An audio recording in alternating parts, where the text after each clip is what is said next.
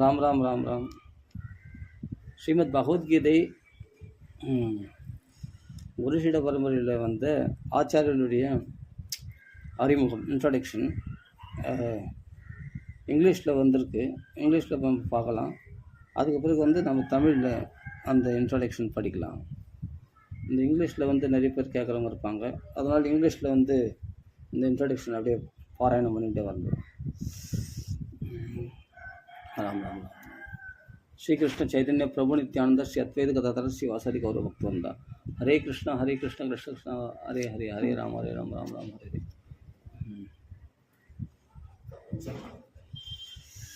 ओम अज्ञानतिमिरान्धस्य ज्ञानाञ्जनशलाकया चक्षुरुन्मीलितं येन तस्मै श्री गुरवे नमः. श्री चैतन्य मनोभीष्टं स्थापितं येन भूतले स्वयं रूप कदा मह्यं Tadadisvam padantikam. I was born in the darkest ignorance, and my spiritual master opened my eyes with the torch of knowledge. I offered my respectful obeisances unto him. When will Srila Rupa Gopaswami Prabhupada, who was established within this material world the mission to fulfill the desire of Lord Chaitanya, give the shelter under his lotus feet? वन्देहं Shri गुरु श्रीयुतपदकमलं श्री गुरुं वैष्णवांश्च श्री रूपं साग्रजातं सहगणा रघुनाथान्वितं तं सजीवं सात्वैतं सावधूतं परिजनसहितं कृष्णचैतन्यदेवं श्री राधा कृष्ण पादा सहगणा Lalita Shri विशाखान्वितांश्च.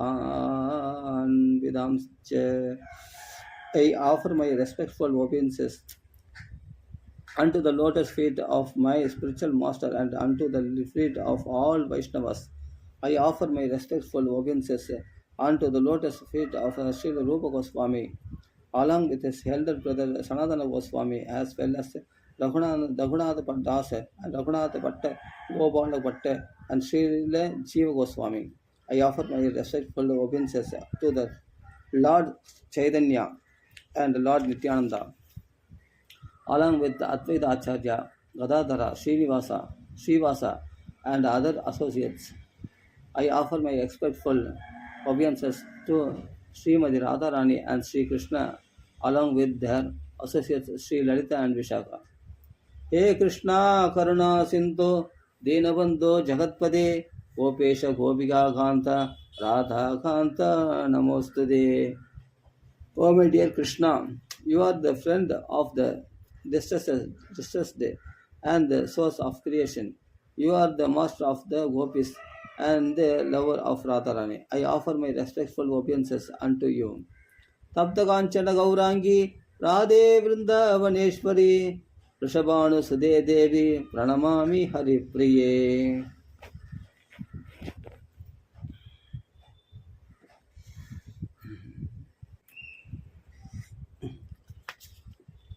I offer my respects to Radharani, whose bodily complexion is like molten gold and who is the queen of Vrindavana. You are the daughter of kingdom Rishabhanu and you are very dear to Lord Krishna. Vancha kalpadarupyascha kripa sindhupya evacha paditanam pavanebhyo Vaishnavebhyo Namo Namaha. I offer my respectful obeisances unto all the Vaishnava devotees.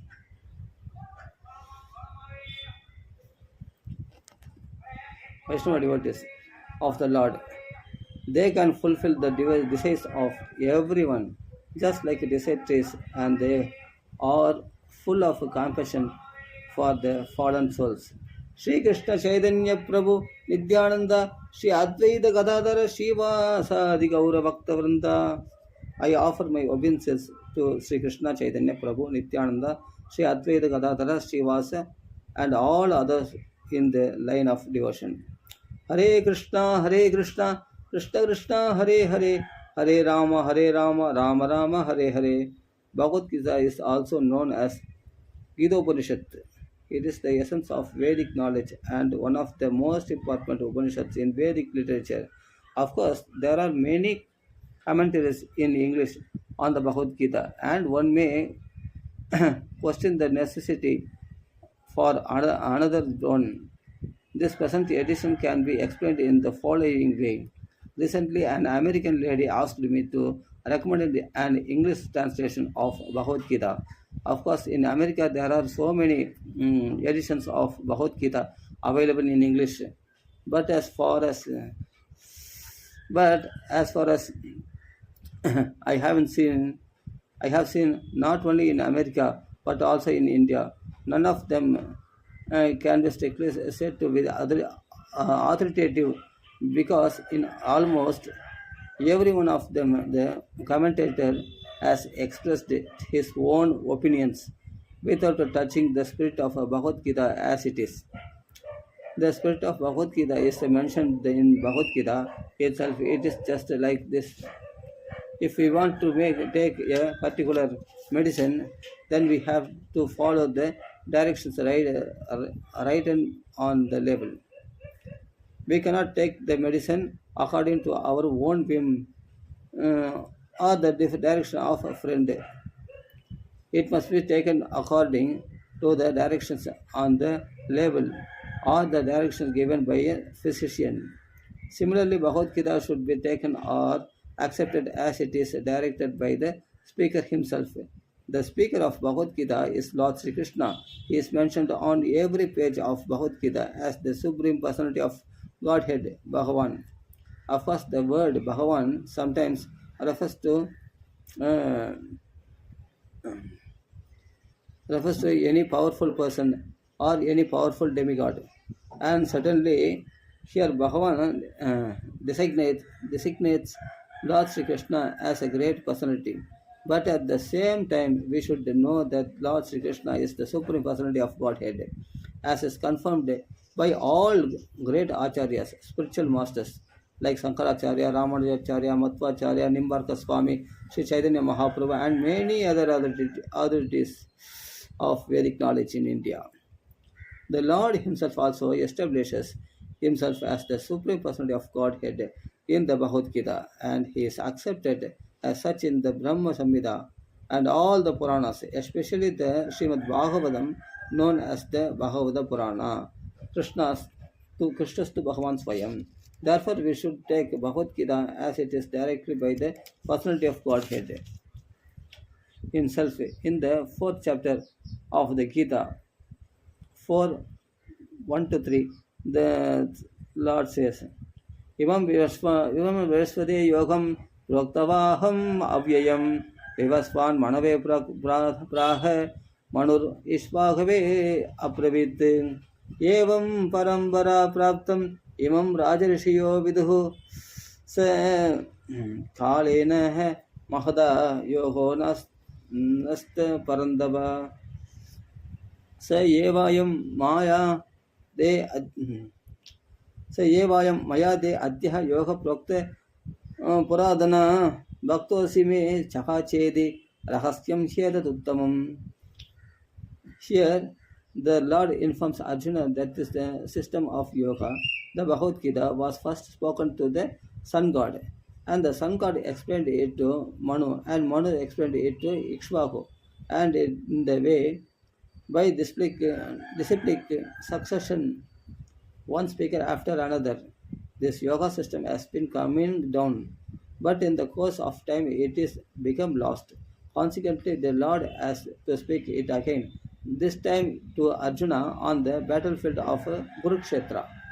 He tells Arjuna that he is relating this supreme secret to him because Arjuna is his devotee and his friend. The purport of this is the Bhagavad Gita is a treatise, which is especially meant for the devotee of the Lord. There are three classes of transcendentalists, namely the Jnani, the Yogi, and the Bhakta, or the impersonalist, the meditator, and the devotee.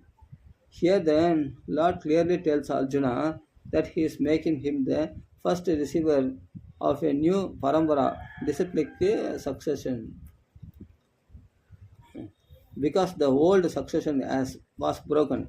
It was the Lord's wish, therefore, to establish another parambara in the same line of thought that was coming down from the sun god to others, and it was his wish that his teaching be distributed anew by Arjuna. He wanted Arjuna to become the authority in understanding the Bhagavad Gita. So we see that Bhagavad Gita is instructed to Arjuna, especially because Arjuna was a devotee of the Lord, a direct student of Krishna, and his intimate friend. Therefore, Bhagavad Gita is best understood by a person who has qualities similar to Arjuna's. That is to say, he must be a devotee in a direct relationship with the Lord. As soon as one becomes a devotee of the Lord, he also has a direct relationship with the Lord. There is a very elaborate subject matter, but briefly it can be stated that the devotee is in a relationship with the Supreme Personality of Godhead in one of five different ways. One, one may be a devotee is a passive state. 2. One may be a devotee in an active state. 3. One may be a devotee as a friend. 4. One may be a devotee as a parent. 5. One may be a devotee as a conjugal lover. Conjugal lover. Conjugal lover. Arjuna was in a relationship with the Lord as friend. Of course, there is a gulf of difference between this friendship and the friendship found in the material world. This is a transcendental friendship, which cannot be had by everyone.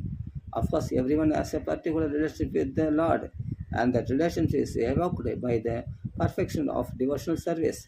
But in the present status of our life, not only have we forgotten the Supreme Lord, but we have forgotten our eternal relationship with the Lord. Every living being, our out of the many billions and trillions of loving beings, has a particular relationship with the Lord eternally. That is called Svarupa. By the process of devotional service, one can revive the Svarupa, and the stage is called Svarupa Siddhi, perfection of one's constitutional position. So Arjuna was a devotee, and he was in touch with the Supreme Lord in friendship. How Arjuna accepted this Bhagavad Gita, so be noted. His manner of acceptance is given in the 10th chapter. 10, 12 to 14. Arjuna Uvacha. Param Brahma Parandama Pavitram Paramam Bhavan Purusham Saswadam Divyam Adidevam Ajam Vibhum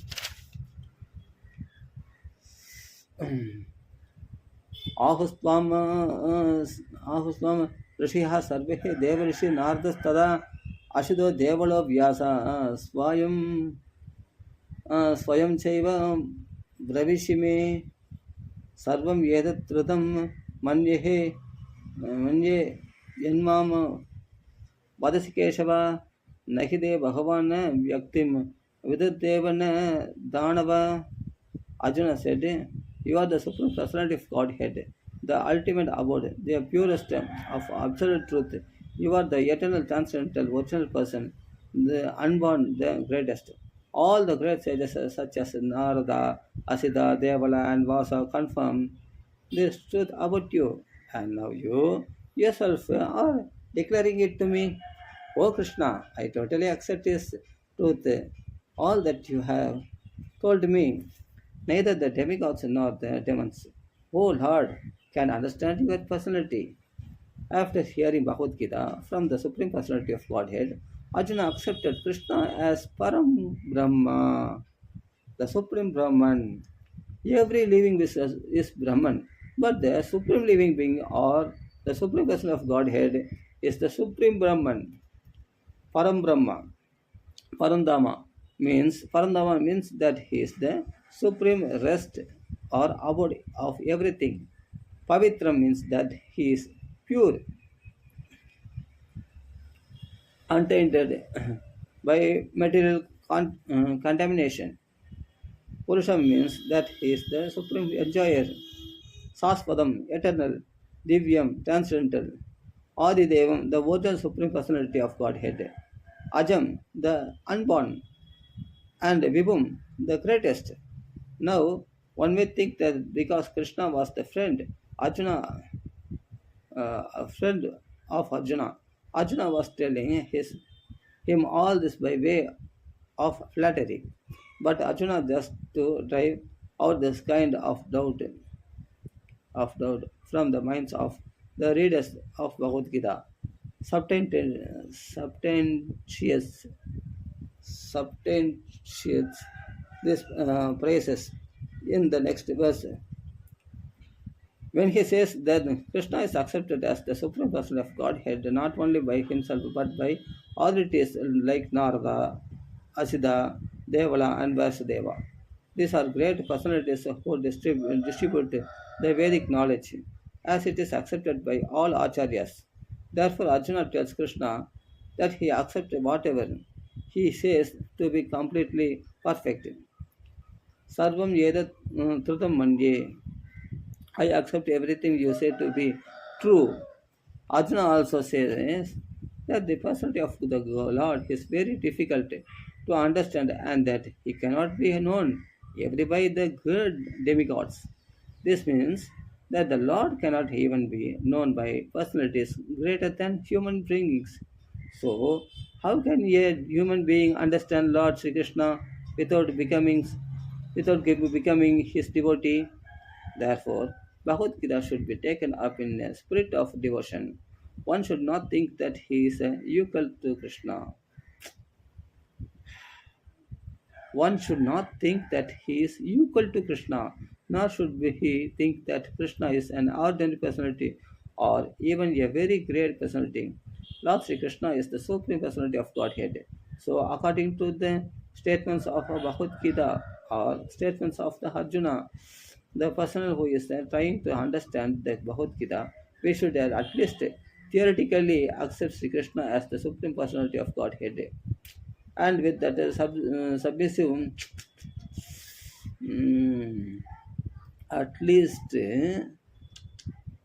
we should at least theoretically accept Sri Krishna as the supreme person of Godhead. And with that submissive spirit, we can understand that the Bhagavad Gita. Unless one reads the Bhagavad Gita in a submissive spirit, it is very difficult. It is very difficult to understand Bhagavad Gita because it's a great mystery. Just what is the Bhagavad Gita? The purpose of Bhagavad Gita is to deliver mankind from the nescience of material existence. Every man is in a difficulty in so many ways, as Arjuna also was in difficulty in having to fight the battle of Kurukshetra. Arjuna surrendered unto Sri Krishna, and consequently the Bhagavad Gita was spoken. Not only Arjuna, but everyone of us is full of anxieties because of this material existence. Our very existence is in the atmosphere of non-existence. Actually, we are not meant to be threatened by non-existence. Our existence is eternal, but somehow or other we are put into asat. Asat refers to that which does not exist.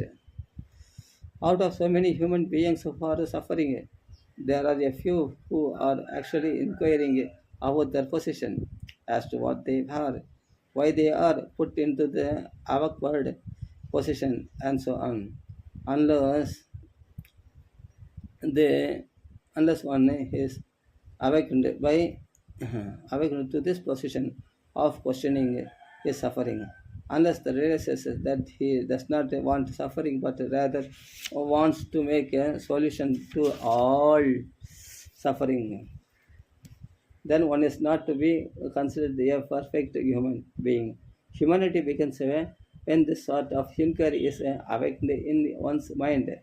In the Brahma Sutra, this inquiry is called Brahma Jignasa, Athato Brahma Jignasa. Every activity of the human being is to be considered a failure unless he inquires about the nature of the absolute. Therefore, those who begin to question why they are suffering or where they came from and where they shall go after death are proper students for understanding Bhagavad Gita. The sincere student should also have a firm respect for the Supreme Personality of Godhead, such a student was Arjuna. Lord Krishna descends specifically to re-establish the real purpose of life when man forgets that purpose. Even then, out of many human beings who were awakened, there may there may be one who actually enters the spirit of understanding his position, and for him this Bhagavad Gita is spoken. Actually, we are all swallowed by the tigress of nescience. But the Lord is very merciful upon living entities, especially human beings. To this end, he spoke the Bhagavad Gita, making his friend Arjuna his student.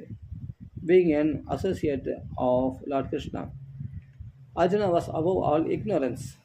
But Arjuna was put into ignorance onto battlefield of Kurukshetra, just a question of Lord Krishna about the problems of life so that the Lord could explain them for the benefit of future generations of human beings and chart out the plan of life. Then man could act accordingly and perfect the mission of human life. The subject of the Bhagavad Gita entails the comprehension of five basic truths. First of all, the science of God is explained, and then the constitutional position of the living entities jivas. There is Ishvara, which means the controller. The there are jivas and living entities which are controlled. If a living entity says that he is not controlled by that he is free, then he is insane. The living being is controlled in every respect, at least in his conditional life.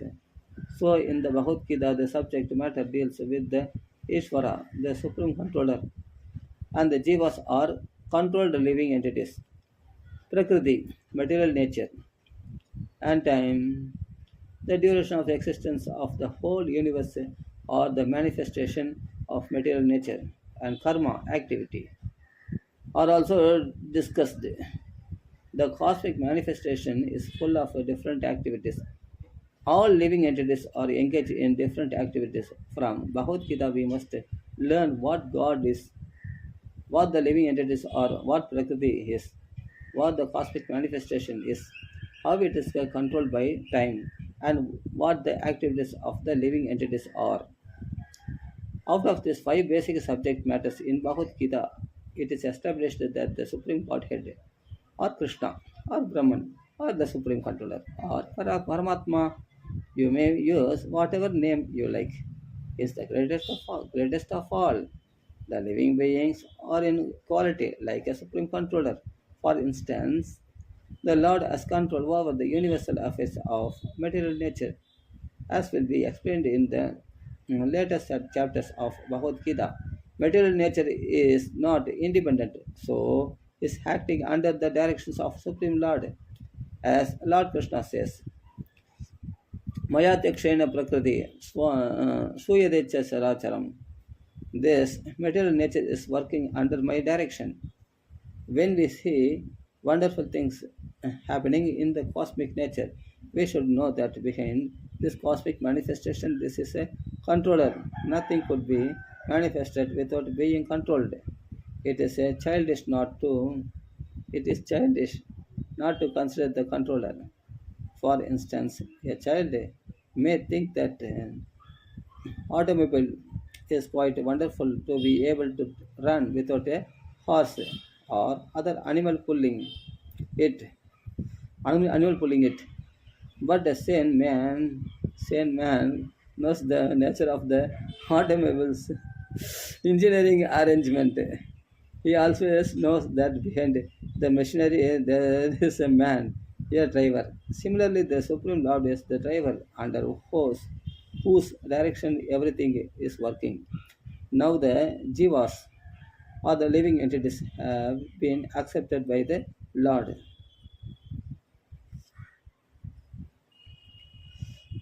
as we will know in the later chapters as his parts and parcels. A particle of gold is also gold. A drop of water from the ocean is also salty. And similarly, we the living entities, being part and parcel of the Supreme Controller, Ishvara or Bhagavan, Lord Sri Krishna, have all the qualities of the Supreme Lord in minute quantity, Supreme Lord in minute quantity, because we are minute Ishvaras, subordinate Ishvaras. We are trying to control nature, as presently we are trying to control space of planets, and this tendency to control is there because it is Krishna, it is in Krishna. But although we have a tendency to lord it over material nature, we should know that we are not the supreme controller. This is explained in Bhagavad Gita. What is the material nature? This is also explained in the Gita as inferior prakriti, inferior nature. The living entity is explained as the superior prakriti. Prakriti is always under controller. Prakriti is always under control, whether inferior or superior. Prakriti is a female and she is controlled by the Lord just as the activities of a wife are controlled by the husband. Prakriti is always a subordinate, predominated by the Lord, who is the predominator. The living entities and material nature are both predominated, controlled by the Supreme Lord. Predominated, controlled by the Supreme Lord. According to the Gita, the living entities, all the parts and parcels of the Supreme Lord, or do we consider the Prakriti? This is clearly mentioned in the 7th chapter of Bhagavad Gita. Apramiyam idastanyam Prakritim vidhi me param jiva bhutam. This material nature is my inferior Prakriti. But beyond this is another Prakriti, Jivam Bhutam. Jiva Bhutam, the living entities.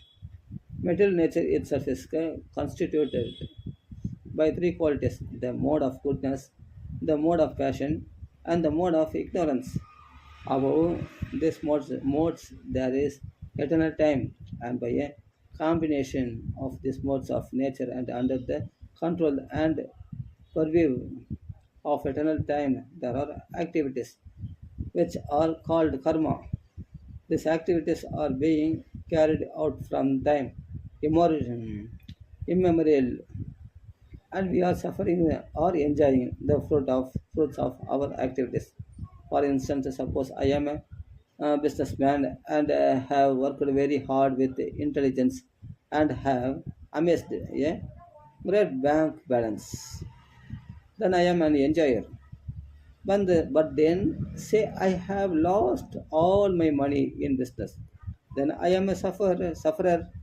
Similarly, in every field of life, we enjoy the results of our work or we suffer the results. This is called karma. Ishvara, the Supreme Lord. Jiva, the living entity. Prakriti, nature. Kala, eternal time.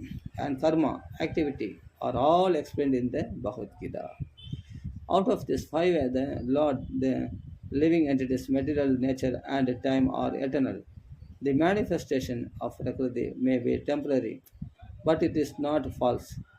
Some philosophers say that the manifestation of material nature is false,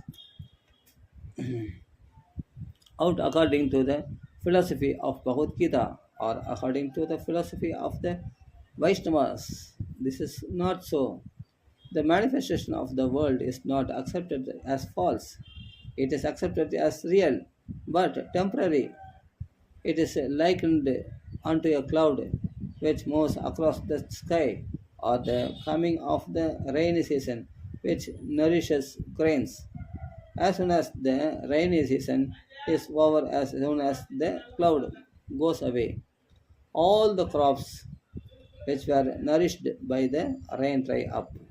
Similarly, this material manifestation takes place at a certain interval, stays for them while and then disappears.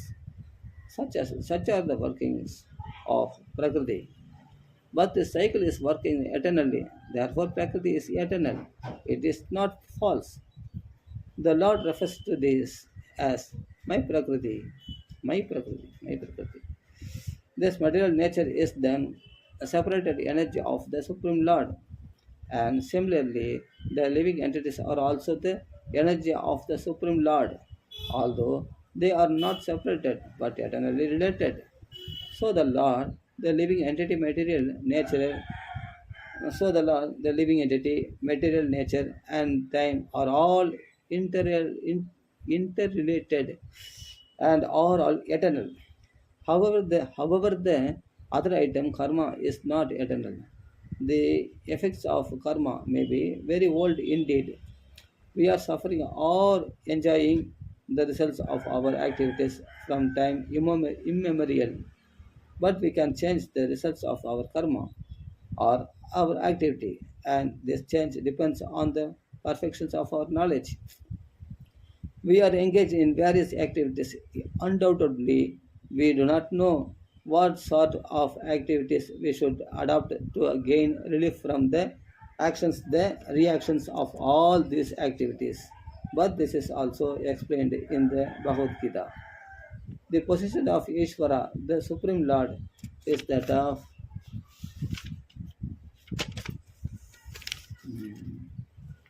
Srila Prabhupada ki jai. Supreme consciousness. The jivas are the living entities being parts and parcels of the Supreme Lord are also conscious.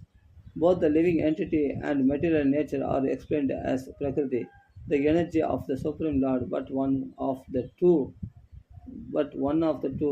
of Jiva is conscious. The other Prakriti is not conscious. That is the difference. Therefore, the Jiva Prakriti is called superior because the Jiva has consciousness which is similar to the Lord's. The Lord's is supreme consciousness.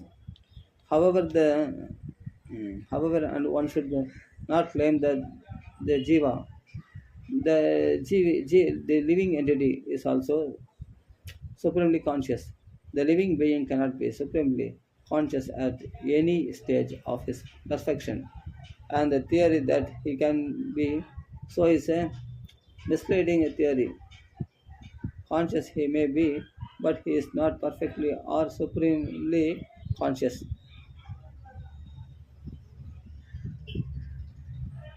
The distinction between the Jiva and the Ishvara will be explained in the 13th chapter of Bhagavad Gita. The Lord is a Kshatrajna, conscious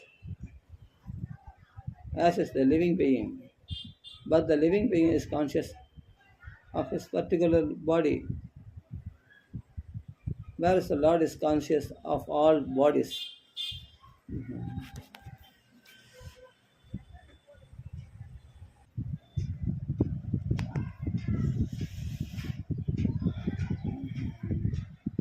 But the living being is conscious of his particular body, whereas the Lord is conscious of all bodies, because he lives in the heart of every living being. He is conscious of the physic movements of the particular jivas. We should not forget this. It is also explained that the Paramatma, the Supreme Personality of Godhead, is living in everyone's heart as Ishvara, as the controller, and that he is giving directions for the living entity to act as he decides. The living entity forgets what to do. First of all, he makes a determination to act in a certain way, and then he is entangled in the actions and the reactions. of his own karma. After giving up on one type of body, he enters another type of body. As we take off and put on clothes, as the soul thus migrates, he suffers the actions and reactions of his past activities. These activities can be changed when the living being is in the mode of goodness, in sanity, and understands what sort of activities he should adopt. If he does so, then all the actions and reactions of his past activities can be changed. Consequently, karma is not eternal. Therefore, we stated that of the five items Ishvara, Jiva, Prakriti,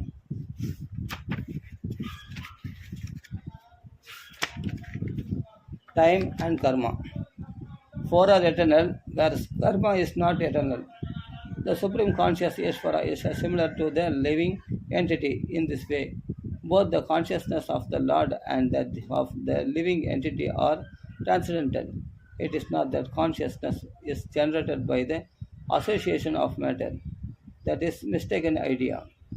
The theory that consciousness develops under certain circumstances of material combination is not accepted in the Bhagavad Gita. Consciousness accepted in the Bhagavad Gita. Consciousness may be pervertedly reflected by the covering of material circumstances, just as light reflected through colored glass may appear to be a certain color, but the consciousness of the Lord is not materially affected. Lord Krishna says, Maya Takshena Prakriti. When he descends into the material universe, his consciousness is not materially affected. If he were so affected, he would be unfit to speak on transcendental matters as he does in the Bhagavad Gita. One cannot say anything about the transcendental world without being free from materially contaminated consciousness.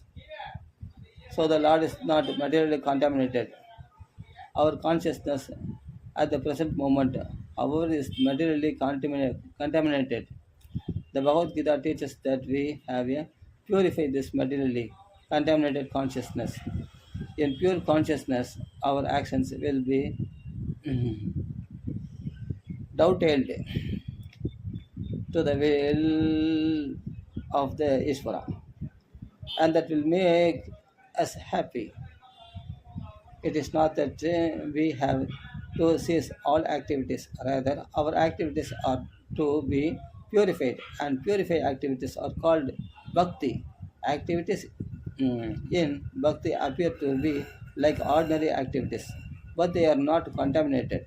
An ignorant person may see that a devotee is acting or working like an ordinary man, but such a person with a poor fund of knowledge does not know that the activities of the devotee or of the Lord are not contaminated by impure consciousness or matter.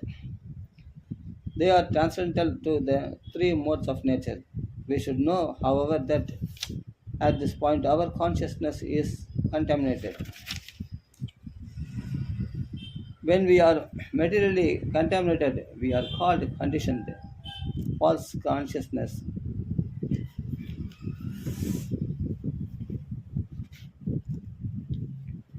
False consciousness is exhibited under the impression that I am a product of material nature. This is called false ego. One who is observed in the thought of bodily conceptions cannot understand his situation. Bhagavad Gita was spoken to liberate on from the bodily conception of life, and Arjuna put himself in this position in order to receive this information from the Lord. One must become free from the bodily conception of life, that is the preliminary activity for the transcendentalist. One who wants to become free, who wants to become liberated, must first of all, learn that he is not this material body. Mukti or liberation means freedom from material consciousness. In the Srimad Bhagavatam, as in the Srimad Bhagavatam also the definition of liberation is given. Muktir hitvanyada rupam swarupena vyavastiti. Mukti means liberation from the contaminated consciousness of this material world and situation in pure consciousness. All the instructions of Bhagavad Gita are intended to awaken this pure consciousness, and therefore we find at the last stage of the Gita's instructions of the Krishna is asking Arjuna whether he is now in purified consciousness. Purified consciousness means acting in accordance with the instructions of the Lord. This is the whole sum and substance of purified consciousness. Consciousness is already there because we are part and parcel of the Lord, but for us there is the affinity of being affected by the inferior modes. But the Lord, being the Supreme of never affected, that is the difference between the Supreme Lord and the small individual souls. What is this consciousness? The consciousness is I am. That what I am. That what am I?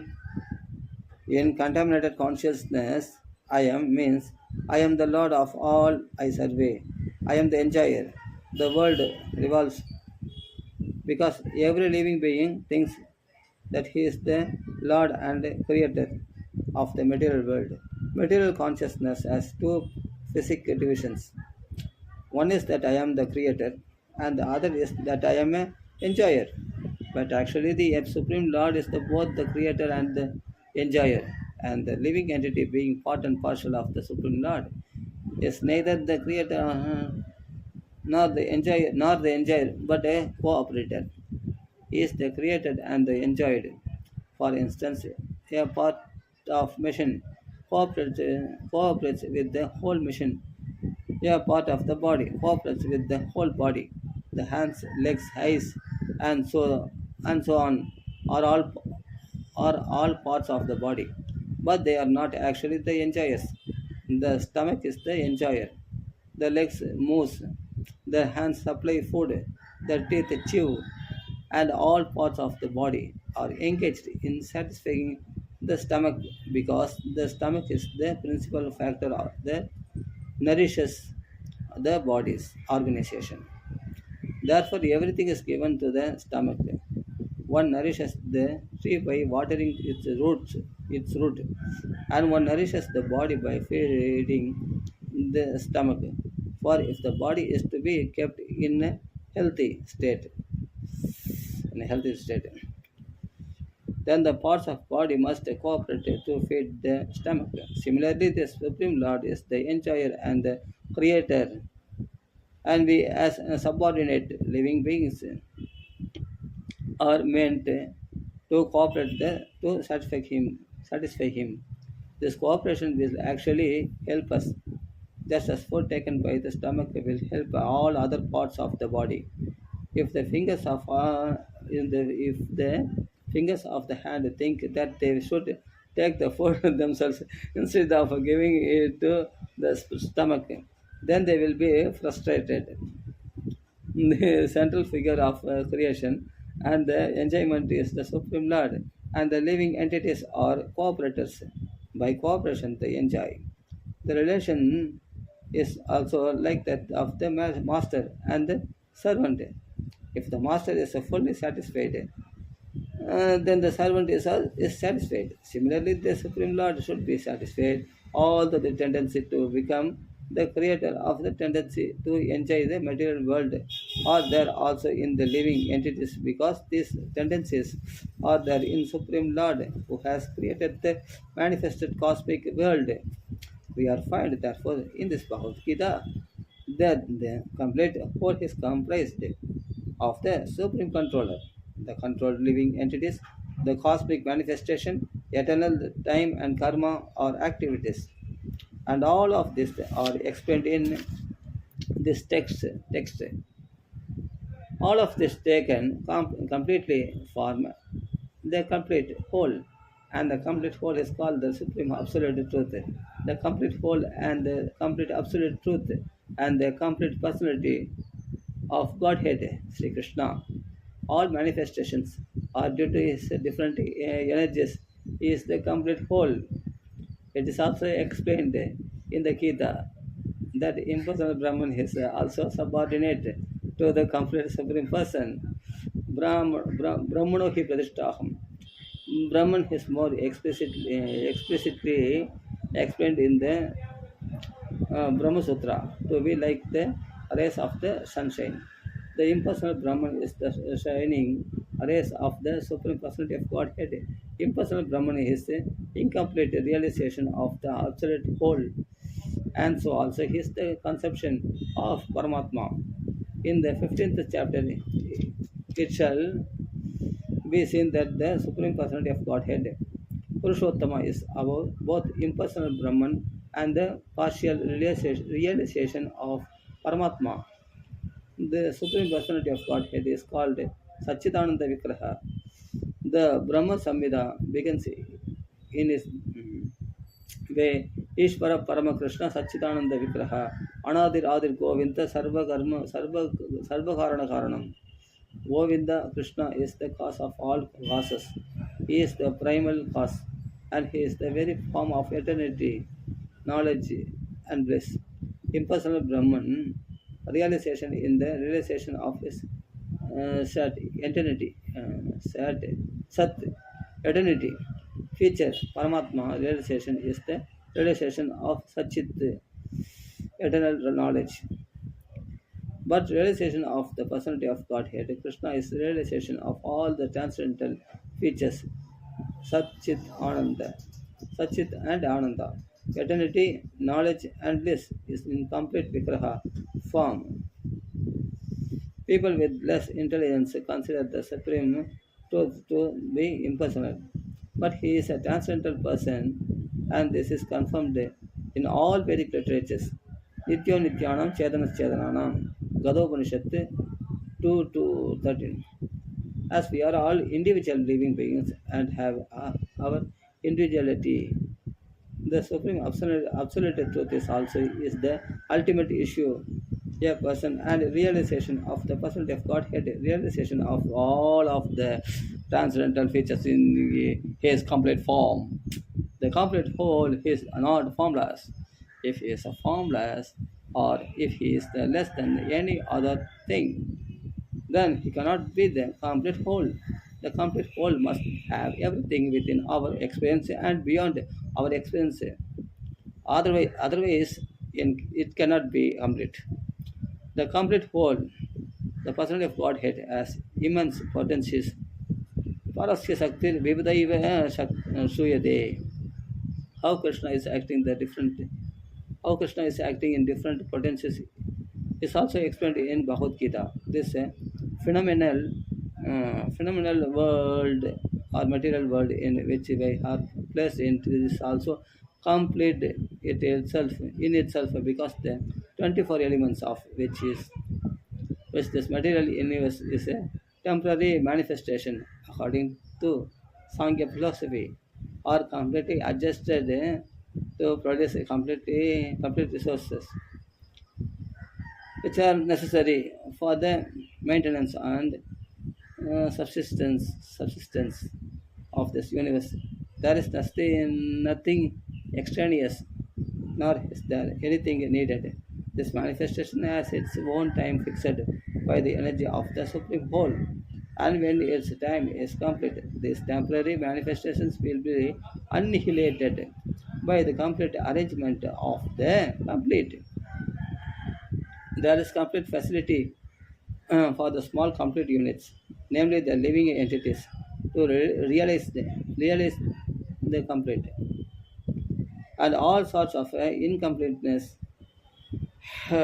are experienced due to incomplete knowledge of the complete. So Bhagavad Gita contains the complete knowledge of Vedic wisdom. All Vedic knowledge is infallible, and Hindus accept Vedic knowledge to be complete and infallible.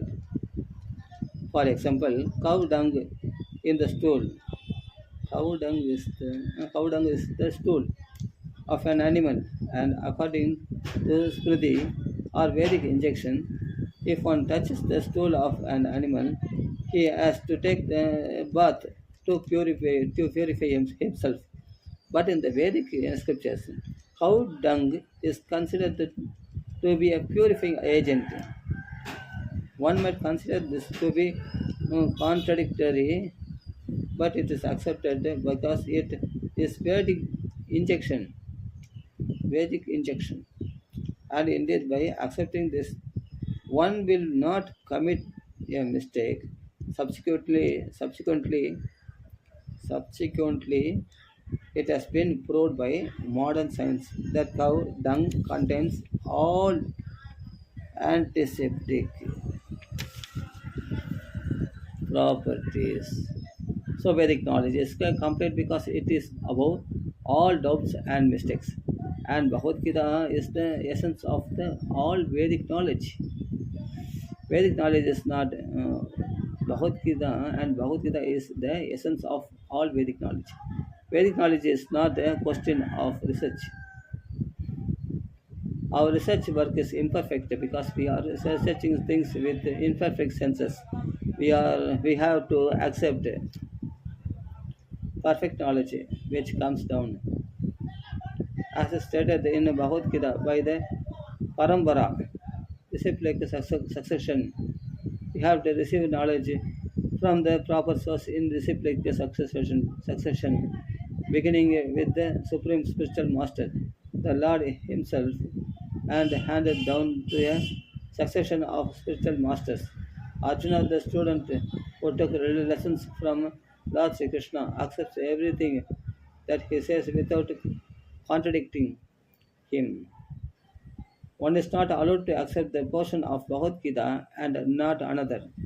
No, we must accept Bhagavad Gita without interpretation, without deletion, and without our own whimsical participation in the matter. The Gita should be taken as the most perfect presentation of Vedic knowledge. Vedic knowledge is received from transcendental sources, and the first words were spoken by the Lord Himself. The words spoken by the Lord are called Apursheya, meaning that they are different from words spoken by the person of the mundane world who is infected by infected with four defects. A. Mundaner. A. Mundaner 1 is sure to commit mistakes. 2 is invariably illusioned. 3 has the tendency to cheat others. And 4 is limited by imperfect senses. With these four imperfections, one cannot deliver perfect information of all pervading knowledge. Vedic knowledge is not imparted by such defective living entities. It was imparted unto the head of Brahma, the first created living being. The Brahma, in his turn, disseminated this knowledge to his sons and disciples, as he originally received it from the Lord. The Lord is Purana, the Lord is Purnam, all perfect, and there is no possibility of his becoming subjected to the laws of material nature.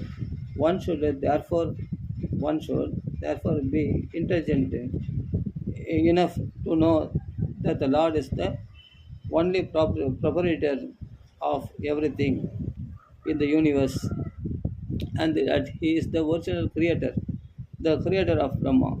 In the 11th chapter, the Lord is addressed as um, Prabhida, Prabhidamaha, because Brahma is addressed as a Pidamaha and grandfather, and he is the creator of the grandfather. So, no one should claim to be the proprietor of anything. One should accept only things set aside for him by the Lord as his quota for his maintenance. There are many examples given of how we were to utilize those things which are set aside for us by the Lord. This is also explained in Bhagavad Gita. In the beginning, Arjuna decided that he should not fight in the battle of Kurukshetra. This was his own decision. Arjuna told the Lord that it was not possible for him to enjoy the kingdom after killing his own kinsmen.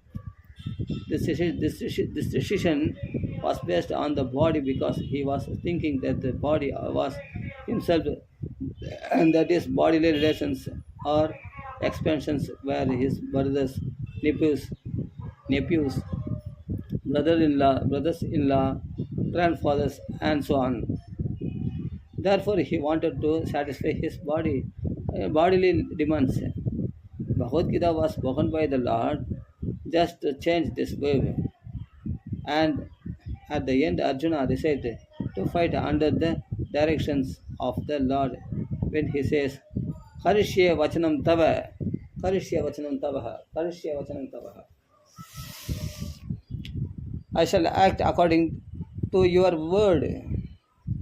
In this world, men are not meant in this world, men are not meant for quarreling like cats and dogs. Men must be intelligent to realize the importance of human life and refuse to act like ordinary animals. A human being should realize the aim of his life, and this directions is given in all Vedic literatures, and the essence is given in Bhagavad Gita. Vedic literature is meant for human beings, not for animals. Animals can kill other living animals, and there is no question of sin on their part. But if a man kills an animal for the satisfaction of his uncontrolled taste, he must be responsible for breaking the laws of nature. In the Bhagavad Gita, it is clearly explained that there is are three kinds of activities according to the different modes of nature.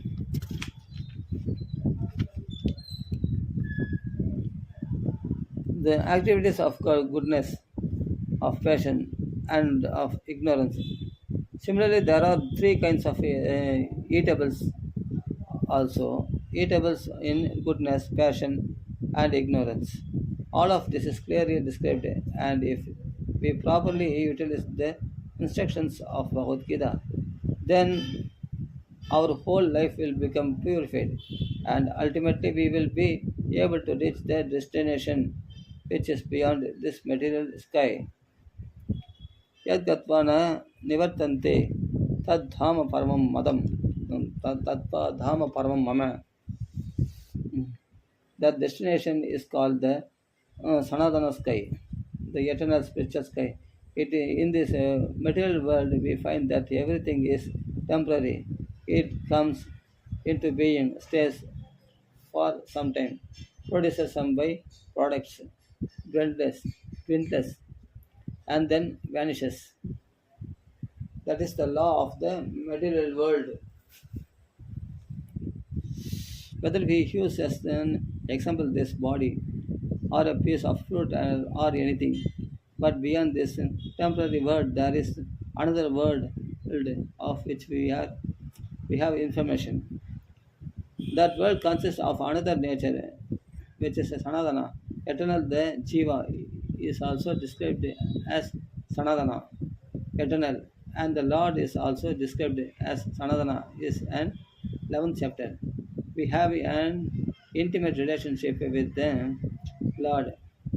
And because we are all qualitatively one, the Sanatana Dhamma or sky, the Sanatana Supreme Personality of and the Sanatana living entities. The whole purpose of Bhagavad Gita is to revive our Sanatana occupation or Sanatana Dharma, which is the eternal occupation of the living entity. We are temporarily engaged in this different activities, but all of these activities can be purified when we give up all these temporary activities and take up the activities which are prescribed by the Supreme Lord. That is called our pure life. The Supreme Lord and His transcendental about our growth, Sanatana. as are the living entities and the combined association of the Supreme Lord and the living entities in the Sanatana abode is the perfection of human life. The Lord is very kind to the living entities because they are his sons. Lord Krishna declares his Bhagavad Gita, Sarva Yonishu Kauntaya. Aham Bija Prada Prida. I am the father of all. Of course, there are all types of living entities according to their various karmas. But here the Lord claims that He is the father of all of them.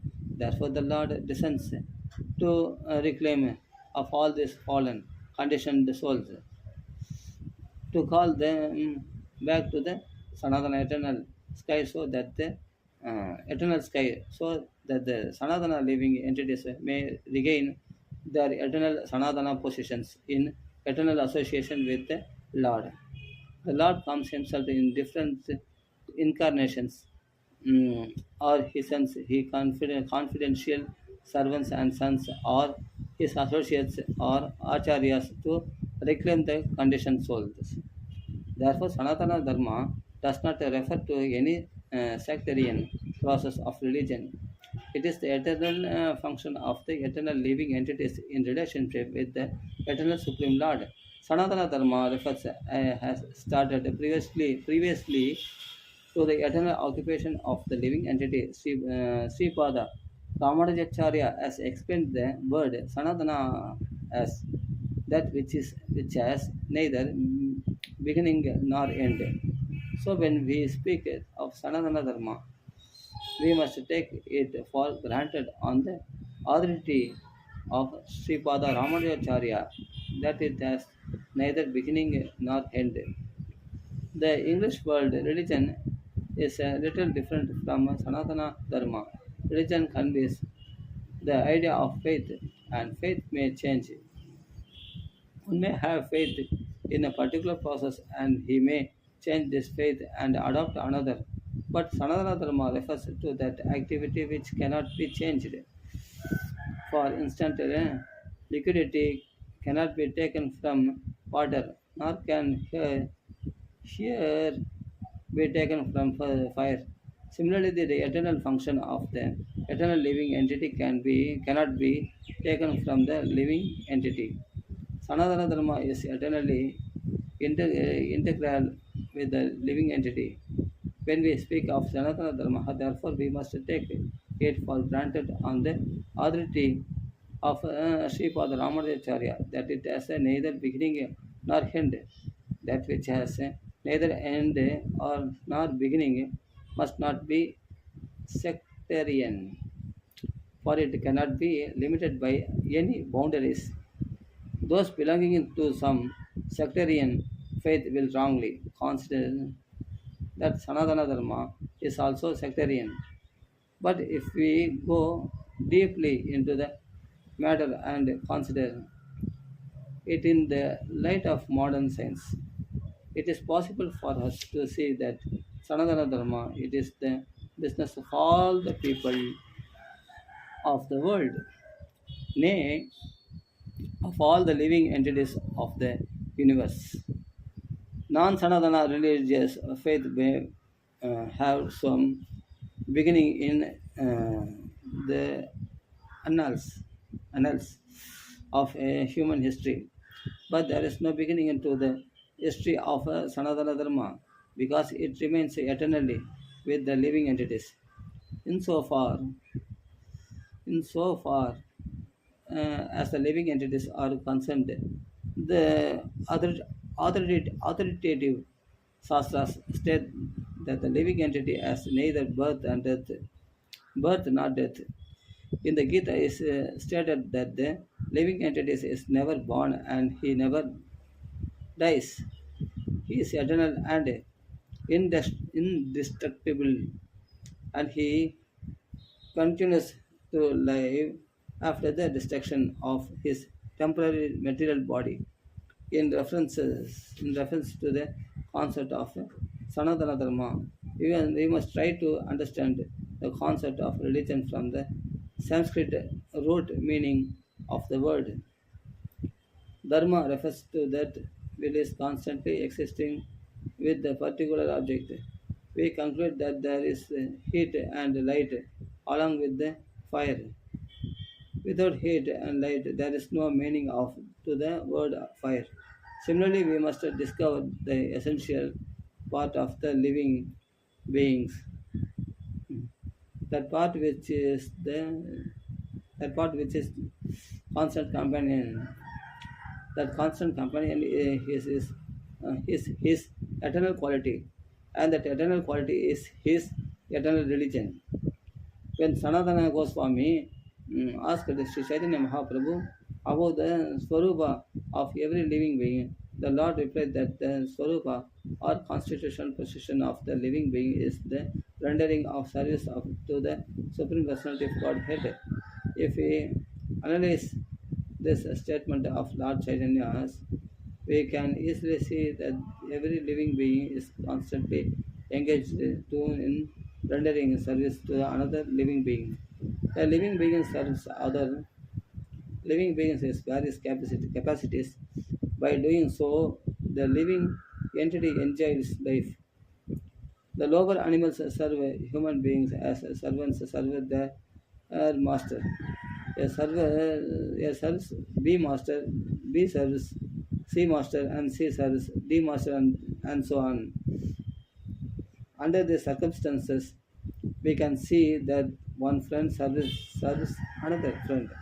The mother serves the son, the wife serves the husband serves the wife, and so on. If we go on searching in the spirit, it will be seen that there is no exception in the society of living being to the activity of service. The politician presents his manifesto for the public to convince them of his capacity for service. The voters therefore given the politician their valuable votes, thinking that he will render valuable service to society. The shopkeeper serves the customer, and the artisan serves the capitalist. The capitalist serves the family, and the family serves the state in the terms of the eternal capacity of the eternal living being. In this way, we can see that no living being is exempt from rendering service to other living beings, and therefore we can safely conclude the service is the constant companion of the living being, and that the rendering of service in the is the eternal religion of the living being. Yetman professors professors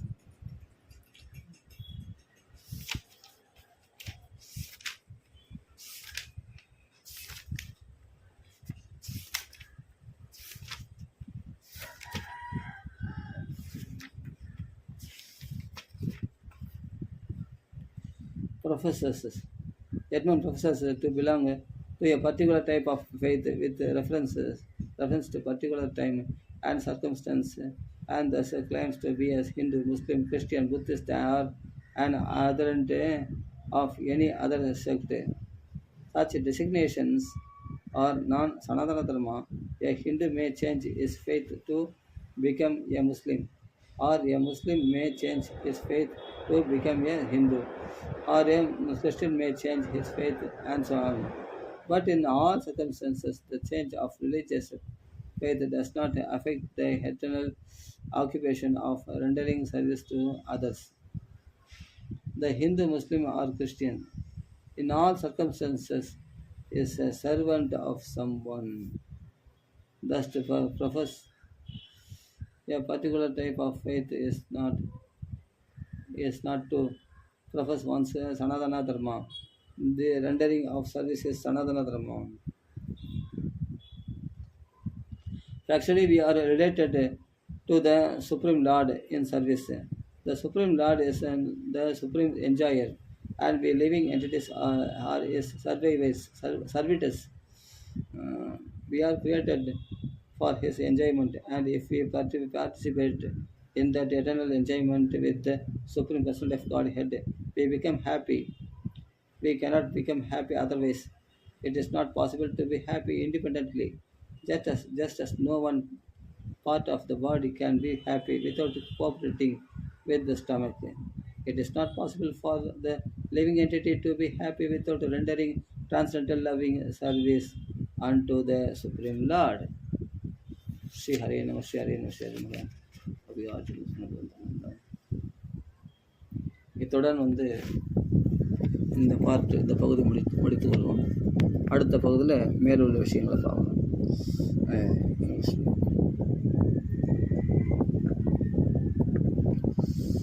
Ram Ram Ram Ram Ram Ram Shri Prabhupada की जय. राम राम.